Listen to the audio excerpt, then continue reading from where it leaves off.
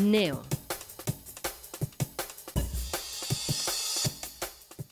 Petabytes per generar coneixement.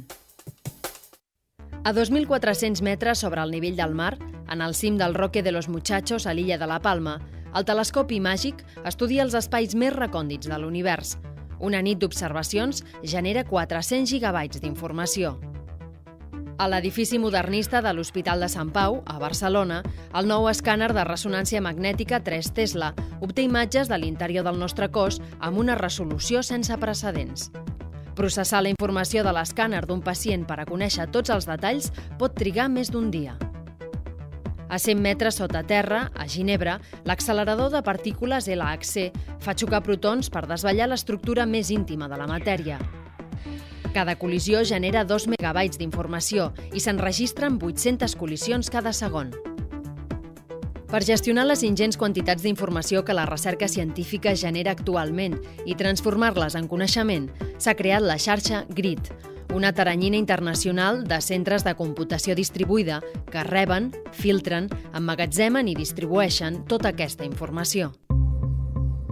Al campus de la Universitat Autònoma de Barcelona hi ha l'únic centre GRID de primer nivell de tot l'Estat, el Port d'Informació Científica, PIC. Una col·laboració entre la Generalitat de Catalunya, el Centre d'Investigacions Energètiques, Mediambientals i Tecnològiques, la UAB i l'Institut de Física d'Altes Energies. La informació arriba al PIC a un ritme frenètic, fins a 10 gigabits per segon. L'equivalent a 2 pel·lícules en format DivX descarregades en un sol segon. Per tal d'emmagatzemar totes aquestes dades, el PIC utilitzarà aquest any 2.500 discos durs i un sistema robotitzat de cintes magnètiques. Tot plegat amb una capacitat d'emmagatzematge de fins a 10 petabytes, 10 milions de gigabytes.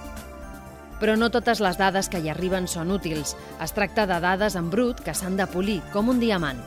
Per fer-ho, uns 1.000 nuclis de processament treballen al PIC de manera simultània. La ciencia moderna, tanto básica como aplicada, necesita transformar rápidamente información en conocimiento con el apoyo de medios digitales. La potencia y capacidad de los medios necesarios es equivalente a cientos o incluso miles de PCs. Además, estos medios han de estar integrados en Internet para facilitar una colaboración internacional eficaz y segura. Partiendo de la experiencia de apoyar el acelerador de partículas LHC del CERN, en el PIC estamos extendiendo servicios de este tipo a otras comunidades, incluyendo la de investigación médica. La majoria d'aquests instruments científics prendran dades durant molts anys, que el PIC haurà de conservar i posar a disposició dels investigadors en tot moment. Per això, la capacitat del centre creixerà cada any una quantitat equivalent a la capacitat total que té actualment, l'any 2008. I el PIC és només una part dins una xarxa de grans centres de computació a la que estan connectats científics d'arreu del món. Una xarxa que permet assolir una capacitat de càlcul i un espai d'emmagatzematge a una escala sense precedents. Els experiments de l'LHC generen una quantitat enorme de dades.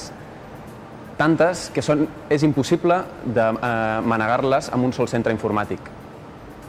Per això hem creat el que anomenem el GRID de l'LHC, que és una infraestructura de computació distribuïda que ens permet sumar la potència de centenars de centres de tot el món. El PIC és un dels 11 centres principals d'aquesta infraestructura. El que fem en aquests 11 centres és rebre les dades en temps real des del CERN, processar-les i redistribuir-les a tots els altres centres perquè un cop allà els científics les puguin analitzar.